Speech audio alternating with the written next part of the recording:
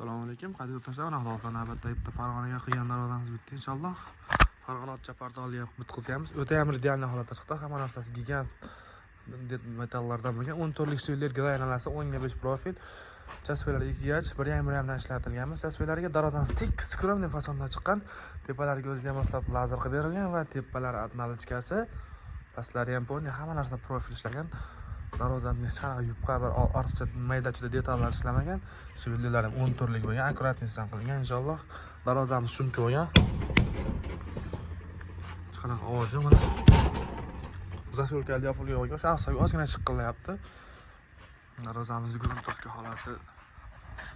Teorizda uncha detallarini ko'rib chiqdik, ozgina o'sha ko'zdan qochgan mayda-chuda narsalar ishlarini ko'rib, to'g'risi bitkazdik darvozamizni. Endi chistовкasi qoldi. Bitta chistовкasini ham qilgandan keyin bitta video qilib beramiz darvozamizni inshaalloh. Ishlarimiz yoqqan bo'lsa, bitta like, podpiskasidan chiqmasin. Keyin ko'pchilik klientlarimizga har doim aytganimizdek, darvozani ustunovka qilgandan keyin darvozani joyida sepish kerak. Nimaga? Darvoza svarka qilingandan keyin qorayib xunuk bo'lib qoladi, qoziq qoqiladi orqalaridan, boshqa bo'ladi. O'shan xunuk bo'lib qolmasligi uchun darvozani har doim joyida sepish kerak. Keyin yo'lda qiriladi darvoza o'tbetlari.